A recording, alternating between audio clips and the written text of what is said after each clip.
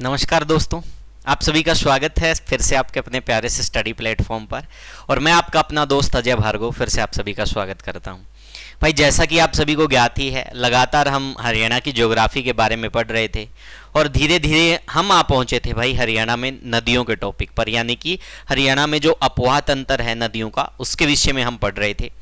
कल की जो हमारी क्लास थी भाई, उसमें हमने डिस्कस किया जो उत्तर अपवाह तंत्र है हरियाणा का, यानी कि जो उत्तर में जो नदियां थी, ठीक है भाई, उनका उद्गम स्थल कहाँ से होता है, किस प्रकार से वो बहती है, क्या क्रम है, क्या एग्जाम पॉइंट ऑफ व्यू से महत्वपूर्ण प्रश्न बनते हैं, वो सारे हमने कवर कर लिए थे।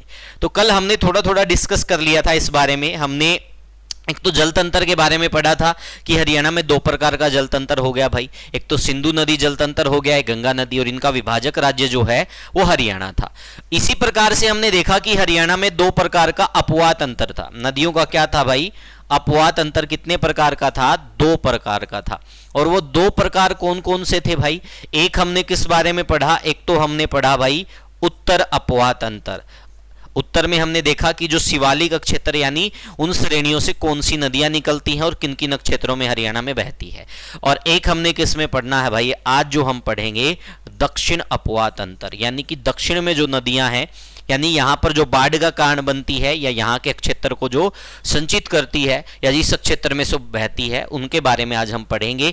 तो ये वाला पॉइंट आज हमारा रहने वाला है। एक पार्ट हमारा पहले कंप्लीट हो गया, अब हम इसके बारे में पढ़ेंगे। तो इसमें हम सबसे पहले किस नदी के बारे में पढ़ेंगे? सबसे पहले हम पढ़ेंगे भाई साहिबी नदी के बारे में। किस नदी के बारे में पढ़ेंगे? सबसे पहले हम साहिबी नदी के बारे में पढ़ेंगे, वही साहिबी नदी जिसको रशा भी कहा जाता था। तो देखते हैं यहां से कितने पॉइंट निकल के आते हैं जो एग्जाम की दृष्टि से बहुत महत्वपूर्ण रहने वाले हैं। कॉपी पेन उठा लीजिएगा। अब हम एग्जाम की दृष्टि से जो जो प्रश्न बनेंगे उसको डिस्कस करेंगे और उसके साथ जो आगामी एग्जाम में प्रश्न पूछे जा सकते हैं वो भी हम कवर करेंगे। कल हमने उत्तर वाली में कौन कौन से पढ़ लिए थे भाई? कल हमने सरस्वती के बारे में पढ़ लिया था, ठीक है भाई।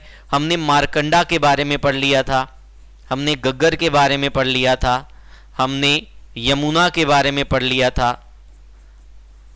ये मोस्टली जितने भी महत्वपूर्ण नदियां थी, चेटांग के बारे में हमने पढ़ लिया था, थापना नदी के बारे में हमने पढ़ लिया था, राक्षी नदी के बारे में हमने पढ़ लिया था। ये सारी नदियां हमारी कंप्लीट हो चुकी थी भाई उत्तर वाली में।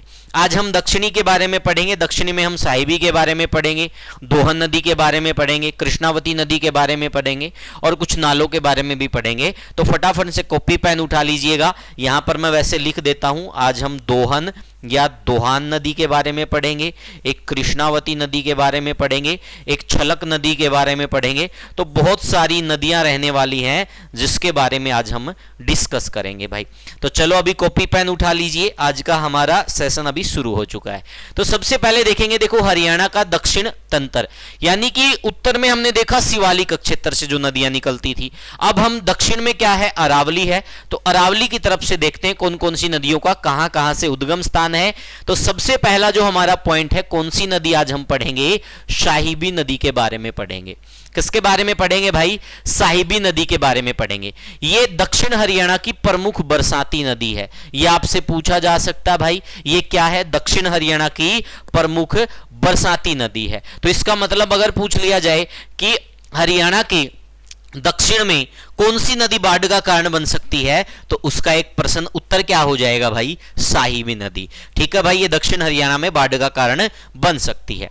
इसका अब उद्गम देखेंगे भाई। उद्गम इसका कहां से होता है? जयपुर या फिर जयपुर के पास मेवात की पहाड़ियों से। वैसे अरावली की पहाड़ियों को मेवात की पहाड़ियां भी कहा जाता था, इसलिए यहां पर लिखा हुआ है जयपुर की मेवात पहाड़ियां। ठीक है, कंफ्यूज मत होना, बहुत सारे स्टूडेंट कंफ्यूज हो सकते हैं इस वर्ड पर। आप जब प्राचीन फैक्ट देखेंगे अरावली की पहाड़ियों का तो आपको समझ में आ जाएगा कि अरावली की पहाड़ियों को मेवात की पहाड़ियां भी कहा जाता है। ठीक है, तो इसलिए ये पॉइंट लिखा हुआ है जयपुर की मेवात पहाड़ियों से। अब आगे देखिए भाई, साहिबी नदी की 3 शाखाएं हैं। आपसे पूछा जा सकता है इसकी कितनी शाखाएं हैं भाई? 3 शाखाएं हैं। कौन कौन सी भाई? एक तो देखो सोता धारा, जिसका उद्गम अरावली की बराठ पहाड़ियों से होता है। पहली धारा कौन सी हो गई भाई? सोता धारा, जिसका उद्गम कहां से होता है? अरावली की बराठ पहाड़ियों से भाई। ठीक है, उसके बाद हम देखेंगे उससे अगली धारा कौन सी है? साबी धारा, ठीक है भाई। और इससे अगली धारा कौन सी है, सुरखनली धारा भाई, जिसका उद्गम अरावली की सेवर पहाड़ियों से होता है। देखो इसकी तीन शाखाएं या तीन धाराएं होंगी, पहली सोता हो गई, एक साबी हो गई और एक सुरखनली भाई, और इनके बारे में सारी डिटेल यहां पर दे रखी है। तो ये पॉइंट जब भी आपसे पूछा जाए तो आप इसके बारे में अब परिचित हो, आपको ये आना चाहिए। मैं यहां पर जो क्वेश्चन करवा रहा हूं ना भाई, आपने इसमें से आधे से ज्यादा फैक्ट आज तक नहीं पढ़े होंगे। मेरा पढ़ाने का उद्देश्य ये नहीं कि मैं सबसे अलग पढ़ाऊंगा और सबसे ऐसा पढ़ाऊंगा कि भाई जो किसी को नहीं आता, नहीं, ऐसा कोई उद्देश्य नहीं है। सिर्फ इतना सा उद्देश्य है, आप हर उस बात से जानकार होने चाहिए, परिचित होने चाहिए। अगर एग्जाम में पूछ लिया जाए तो आपको कभी जोर का झटका ना लगे दिमाग में कि ये कहां से आ गया, मैंने आज तक पढ़ा ही नहीं। सिर्फ उस वहम को दूर करना चाहता हूं और इसलिए मैं ये सब फैक्ट पढ़ा रहा हूं। उसके बाद देखें भाई, ये तीनों शाखाएं जलालपुर बहरोड राजस्थान के पास मिलकर साहिबी नदी का निर्माण करती है, जो सेवर पहाड़ियों में धाराजी मंदिर के पास से मनोहरपुर सिक्कर से निकलती है और मुंडावर कोट कासिम रेवाड़ी में प्रवेश करती है। तो यानी कि हरियाणा में कहां से प्रवेश करती है भाई, कोट कासिम रेवाड़ी भाई, ठीक है, समझ में आ गया। ये पूरी डिटेल देखो यहां पर दे रखी है कंप्लीटली। उसके बाद देखेंगे भाई, अरावली पर्वत श्रृंखला से निकलने वाली ज्यादातर नदियां दक्षिण की ओर प्रभावित होती है, लेकिन साहिबी अपवाद के रूप में जयपुर और अलवर से उत्तर की ओर प्रभावित होती है, ठीक है भाई। तो ये फैक्ट आपसे पूछे जा सकते हैं। एग्जाम की दृष्टि से जो फैक्ट यहां पर था वो मैं डिस्कस कर चुका हूं भाई। वो क्या हो गया भाई, एक तो इसका उद्गम स्थल, एक ये दक्षिण हरियाणा की प्रमुख बरसाती नदी है और दक्षिण हरियाणा में ये बाढ़ का कारण भी बन सकती है। और इसी नदी के ऊपर एक बैराज है, मैसानी बैराज, ठीक है भाई, वो भी आज मैं आपको बताऊंगा, वो प्रश्न पूछा जाता है एग्जाम में। इसके अतिरिक्त देखो ये फैक्ट यहां पर भाई, ये कहां से प्रवेश करती है, कोट कासिम रेवाड़ी में ये प्रवेश करती है भाई। सारी डिटेल दे रखी है। ये तीन शाखाएं या तीन धाराएं हैं, ये तीनों शाखाएं जलालपुर राजस्थान के पास जो बहरोड है वहां आकर मिल जाती है और किस नदी का निर्माण करती है, साहिबी नदी का निर्माण करती है। और फिर ये धीरे धीरे आगे बढ़ती हुई हरियाणा में यहां आ जाती है भाई। समझ में आ गया यहां तक, कोई समस्या तो नहीं? स्क्रीनशॉट ले लो भाई फटाफट इसका। ये हो गया साहिबी के बारे में। अब जो जो प्रश्न यहां से पूछे जा चुके हैं वो मैं जरूर आपको बताऊंगा कि कौन कौन से प्रश्न पूछे जा चुके हैं। इसके बाद देखें, साहिबी रेवाड़ी जिले के कोट कासिम से दक्षिणी हरियाणा क्षेत्र में बहने के बाद फिर से राजस्थान में प्रवेश करती है और फिर रेवाड़ी और दारूहेड़ा के बीच हरियाणा क्षेत्र में प्रवेश करती है। फिर रेवाड़ी, गुरुग्राम, झज्जर, कुतानी गांव के पास से हरियाणा में 120 किलोमीटर बहती हुई दिल्ली में प्रवेश करते हुए नजफगढ़ झील में मिल जाती हैं और फिर नजफगढ़ नाला के रूप में बहकर यमुना नदी में मिल जाती है। देखो भाई कितने पॉइंट यहां से निकल कर आ गए। पहला पॉइंट क्या पूछा जा सकता भाई, ऐसी कौन सी नदी है जो नजफगढ़ नाले में के रूप में कहां मिल जाती है, यमुना में मिल जाती है? तो वो साहिबी नदी है। और साहिबी नदी को भाई नजफगढ़ ड्रेन या नाला भी कहा जाता है। क्या कहा जाता है? नजफगढ़ ड्रेन या फिर नाला भी कहते हैं, ये इसके अन्य नाम है। वो क्यों पड़ा है नाम? क्योंकि ये किसमें प्रवेश करते हुए भाई, देखो दिल्ली में प्रवेश करते हुए नजफगढ़ झील में मिल जाती है और नजफगढ़ नाला के रूप में बहकर कहां मिल जाती है, यमुना नदी में मिल जाती है। इसलिए साहिबी नदी को क्या कहते हैं भाई, नजफगढ़ ड्रेन या नाला भी कहा जाता है। ठीक है भाई, चीजें क्लियर, समझ में आ गया, सारे फैक्ट आप लोगों के सामने। इसके बाद देखेंगे भाई, अरावली श्रृंखला की पहाड़ियों से निकलकर यमुना नदी में मिलने तक लगभग 300 किलोमीटर दूरी तय करती है। इसके जो अन्य नाम देखो क्या क्या है, साबी, क्योंकि इसकी धारा का क्या नाम है, साबी, तो वहां से ये नाम निकला। नजफगढ़ नाला या ड्रेन जो मैंने आपको बताया था, एक रसा, एक सबा, और दिल्ली में इसको नजफगढ़ ड्रेन या नाले के रूप में भी जाना जाता है। तो ये सारे फैक्ट किसके हैं भाई, ये सारे फैक्ट है साहिबी नदी के। किसके? ये सारे फैक्ट साहिबी नदी के। प्राचीन नाम पूछ ले या अन्य नाम पूछ ले, साबी, नजफगढ़ नाला या ड्रेन, रसा, सबा, दिल्ली में इसको क्या कहते हैं, नजफगढ़ ड्रेन या फिर नाला के रूप में जानते हैं भाई। समझ में आ गया यहां तक? अब देखो साहिबी नदी में वर्ष 1845, 1873, 1917, 1930, 1933, 1960, 1963, 1972, 1977 को बाढ़ आई। 1977 में साहिबी नदी पर रेवाड़ी जिले के तीतरपुर मैसानी गांव में मैसानी बराज बनाया गया। मोस्ट इंपोर्टेंट फैक्ट भाई, क्या पूछा जाता आपसे कि साहिबी नदी के ऊपर कौन सा बैराज या बांध बना हुआ है? तो कौन सा बांध है भाई? वो मैसानी गांव में कौन सा बांध है? मैसानी बैराज या बांध। अब आपसे पूछ ले कि बांध या बैराज क्यों बनाए जाते हैं? या तो भाई क्या, किस उद्देश्य से?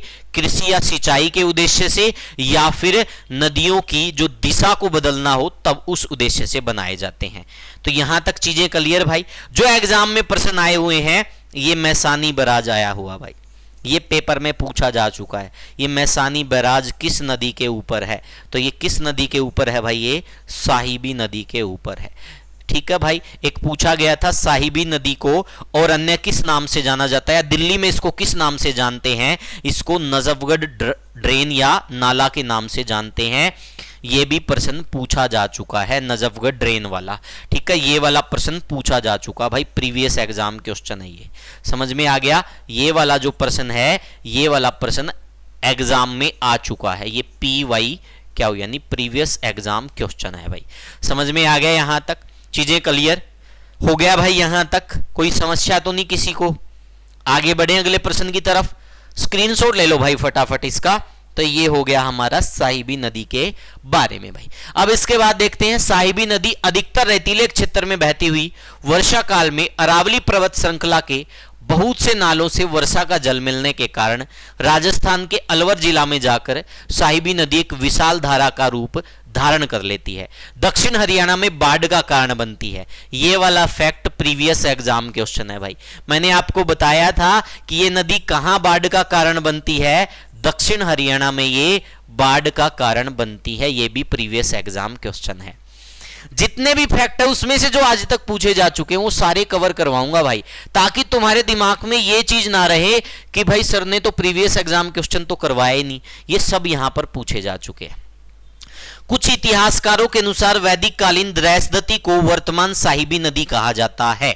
भाई ये क्या था? कुछ इतिहासकारों की सोच थी और यही पेपर में पूछी जा चुकी है। और इसका राइट आंसर द्रैसदती भी माना जा चुका है कि साहिबी का प्राचीन नाम क्या था। बहुत सारे विद्वानों के अनुसार इसको द्रैसदती नदी भी कहा जाता था। ये प्रश्न एग्जाम में आ चुका भाई। आगे पूछे ना पूछे वो मैं बता नहीं सकता भाई, लेकिन पहले ये पूछा जा चुका है। ठीक है भाई, ये ध्यान रख लेना।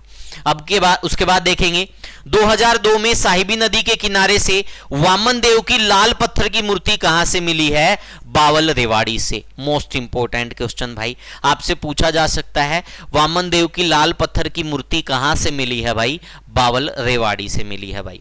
ठीक है, इसकी सहायक नदियां क्या होगी भाई? इंदौरी नदी, सोता नदी, साबी नदी, धोना नाला, बारकनिया नाला। ठीक है भाई, ये सारे क्या हो गए? इसकी सहायक नदी। लेकिन इसको जरूर ध्यान रख लेना भाई, ये वाली सबसे ज्यादा रिपीट की जाती है कि साहिबी की सहायक नदी कौन सी है? तो इंदौरी हो जाएगा भाई।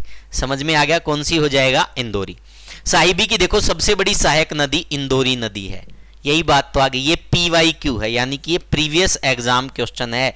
यहां से प्रश्न पूछा जा चुका है पहले पेपर के अंदर भाई। ठीक है, जो पटौदी गुरुग्राम के निकट साहिबी नदी में मिल जाती। कहां मिलती है? पटौदी गुरुग्राम के निकट साहिबी नदी में मिल जाती। कौन सी नदी? इंदौरी नदी। ठीक है भाई, तो साहिबी की सहायक नदी पूछ ले सबसे बड़ी तो इंदौरी भाई। ठीक है, कौन सी नदी दक्षिण हरियाणा में बाढ़ का कारण बनती है? साहिबी। साहिबी नदी का प्राचीन नाम क्या है? ठीक है भाई, रसा भी बोलते हैं। ठीक है, और इसके अतिरिक्त क्या बोलते हैं भाई? इसको कुछ विद्वान द्रैसदती भी बोल देते हैं, और ये पहले पूछा जा चुका भाई। ठीक है, दिल्ली में इसको किस नाम से जाना जाता है? नजफगढ़ ड्रेन में। कौन सी नदी नजफगढ़, दिल्ली में नजफगढ़ ड्रेन के रूप में मिल जाती है और आगे यमुना में मिलती है? साहिबी नदी भाई। समझ में आ गया?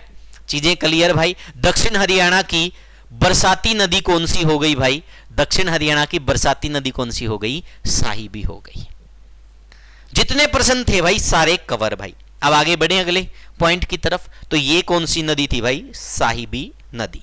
अब इससे आगे देखेंगे भाई दोहन नदी भाई। नेक्स्ट कौन सी नदी हमारी? इससे अगली जो हमारी नदी है वो है दोहन भाई। इसको दोहान या दोहन नदी के रूप में भी जाना जाता है। आपको मैं बता देता हूं इसके बारे में एक प्राचीन जनश्रुति क्या है। ये भृगु ऋषि की पत्नी दिव्य पोलिमा के नेत्रों से निकली थी भाई। किसके नेत्रों से निकली थी भाई? ये भृगु ऋषि की पत्नी दिव्य पोलिमा। ठीक है भाई, किसके नेत्रों से निकली थी? दिव्य पोलिमा, ये जरूर लिख लेना भाई, ये PYQ पर्सन है, ठीक है, दिव्य पोलिमा के नेत्रों से, ठीक है भाई, के नेत्रों से। यहां पर मैं लिख देता हूं भाई, भृगु ऋषि की पत्नी दिव्य पोलिमा के नेत्रों से। ये क्या है भाई, ये जनश्रुति है, और ये fact as it is paper में आ चुका है कि कौन सी नदी मान्यता के अनुसार भृगु ऋषि की पत्नी दिव्य पोलिमा के नेत्रों से निकली थी, तो वो दोहन नदी है भाई। कौन सी नदी है वो? दोहन नदी है। कौन सी नदी है? दोहन नदी।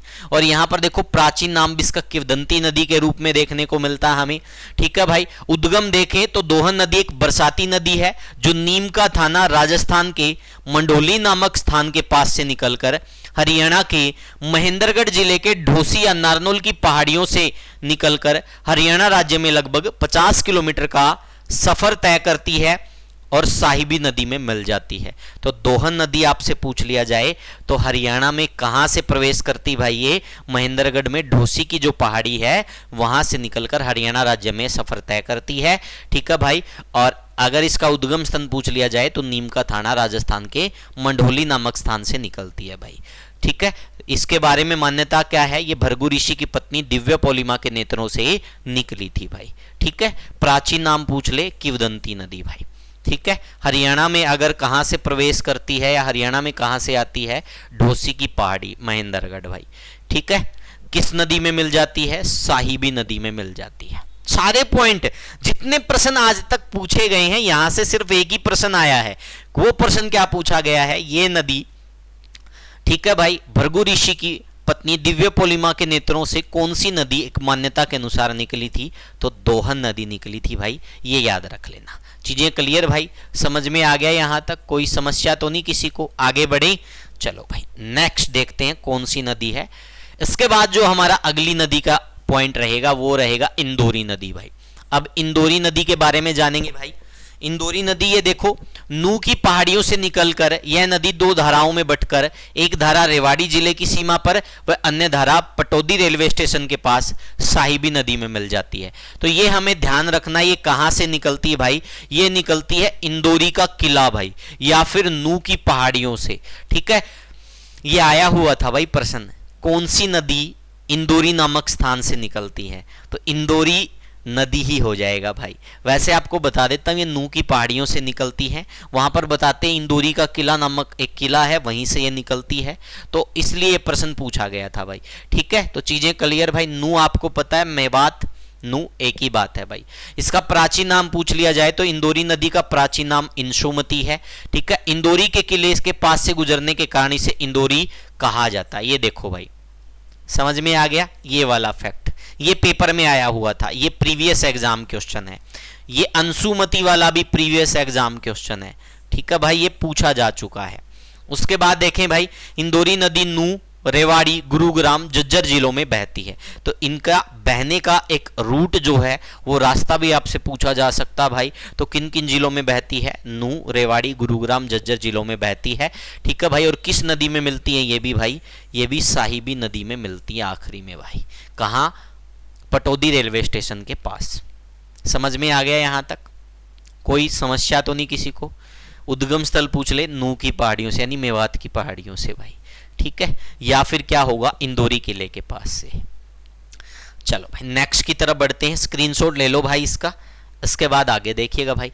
इससे अगला है कृष्णावती या कंसोती नदी भाई। कृष्णावती या कंसोती नदी राजस्थान के राजसमंद जिले से दरोबा तांबे की खानों के पास से निकलती है और पाटन, डोसा, अलवर से होकर नारनौल के पास से हरियाणा में प्रवेश कर राज्य में 30 किलोमीटर बहती हुई साहिबी नदी में मिल जाती है। तो हरियाणा में कहां से प्रवेश करती है भाई? नारनौल के पास से हरियाणा में प्रवेश करती है, ठीक है भाई। ये आपसे पूछा जा सकता है। कृष्णावती और पुरुषोती नदी का संगम बसई झील गुरुग्राम में, ठीक है भाई। इनका संगम पूछ लिया जाए तो कहां होता है? बसई झील गुरुग्राम भाई। इसी बसई झील के आसपास एक पिंजाखेड़ा जोहड़ पड़ता है जिसको भीमकुंड के नाम से भी जाना जाता है, ठीक है भाई। पिंजाखेड़ा जोहड़ जिसको भीमकुंड के नाम से भी जाना जाता है, ठीक है। बसई झील गुरुग्राम में कृष्णावती और पुरुषोती नदी का संगम। उसके बाद जो हमारी नेक्स्ट नदी रहेगी वो रहेगी छलक नदी भाई। कौन सी नदी रहेगी? छलक नदी। यह नदी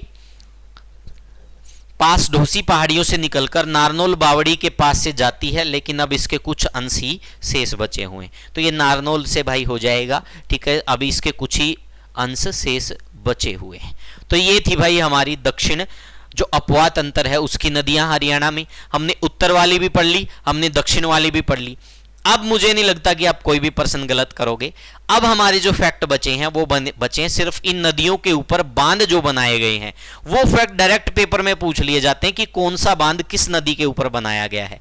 आज हम वो भी कवर कर लेते हैं साथ साथ, ताकि हमारा किसी प्रकार का कोई प्रश्न गलत ना हो। कुछ नालों के विषय में पूछा जा सकता है, जैसे तिलपट ड्रेन पूछ लिया, ठीक है भाई, तो लंदोहो नाला है उसके बारे में पूछ लेते हैं। तो वो सारी चीजें आज हम डिस्कस करेंगे। यहां तक चीजें क्लियर भाई, स्क्रीनशॉट ले लो इसका। ये हो गया हमारा इस नदी के बारे में।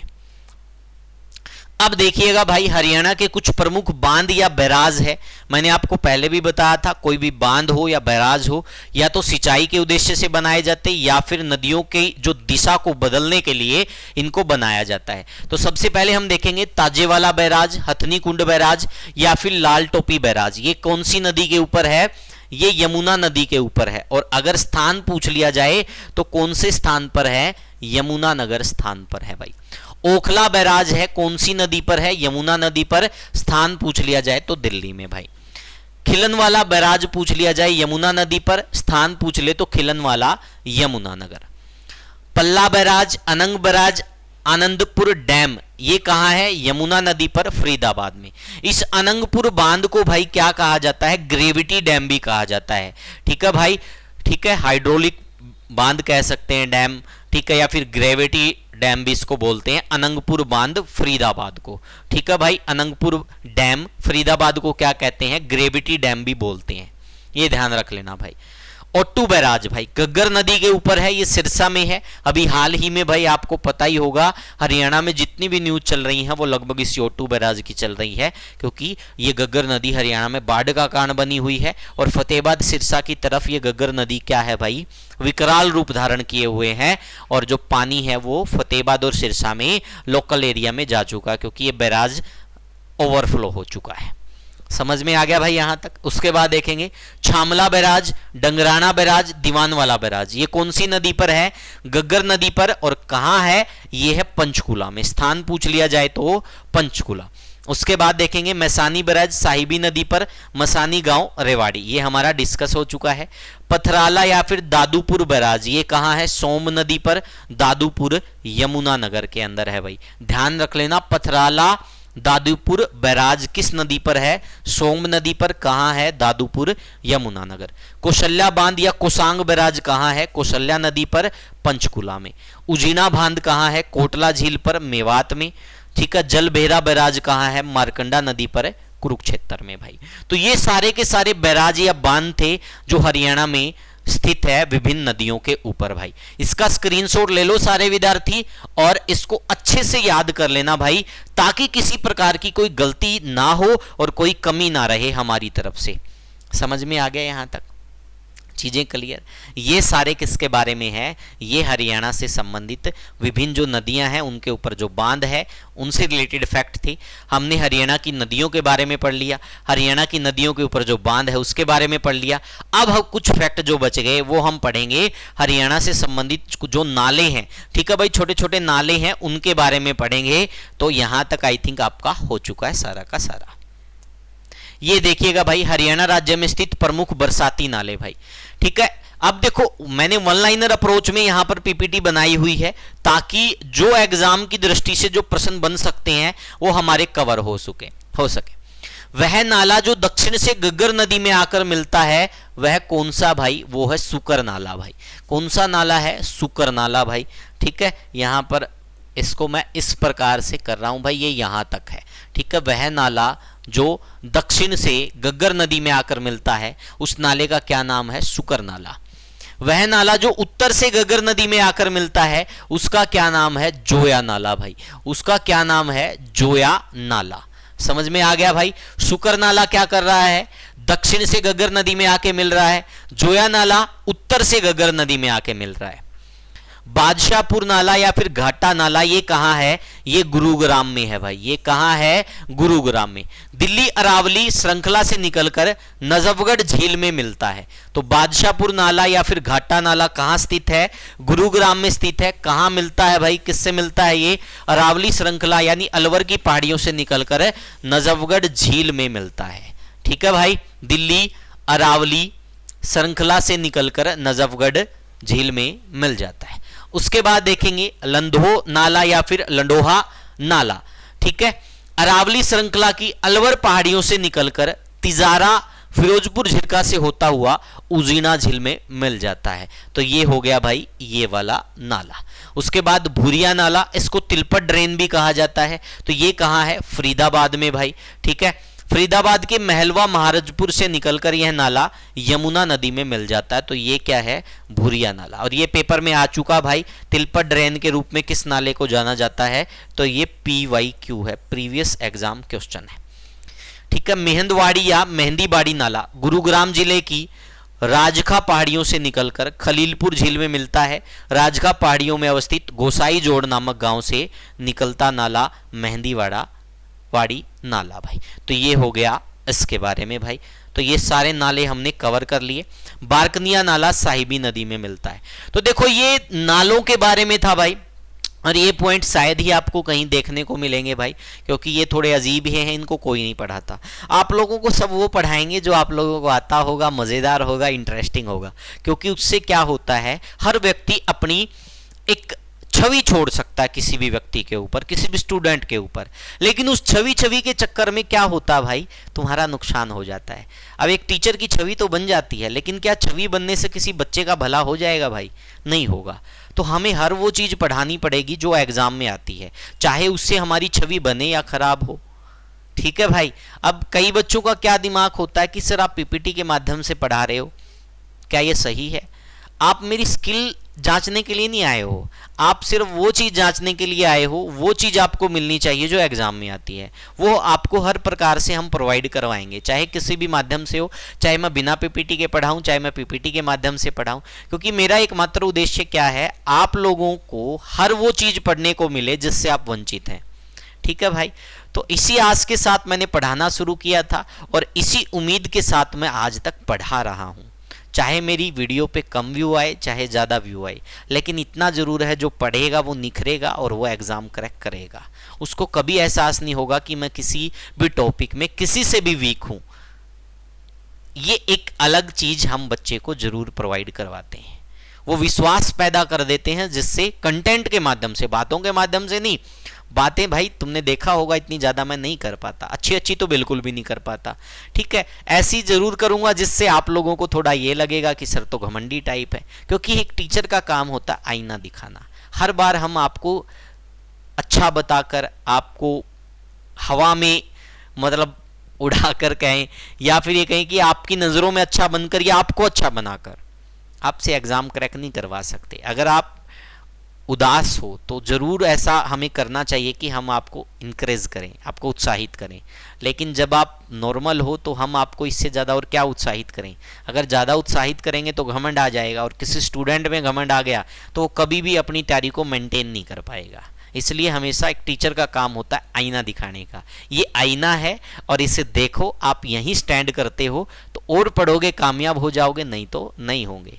ये जब फीलिंग आपके मन में रहेगी तो आपकी कंटिन्यूटी लगातार बरकरार रहेगी, आप पढ़ते रहोगे। जब आपको लगने लग जाएगा कि मेरे तो 80 नंबर आ रहे हैं टेस्ट सीरीज में, 85 नंबर आ रहे हैं, आपको एक अंदर ही अंदर अहम हो जाएगा कि मेरे तो नंबर अच्छे बन रहे हैं, मेरा तो स्कोर अच्छा बन रहा है, मैं तो आराम से एग्जाम क्रैक करूंगा। और जब रियल वाला एग्जाम फेस करते हो तो टाई फिस हो जाती है।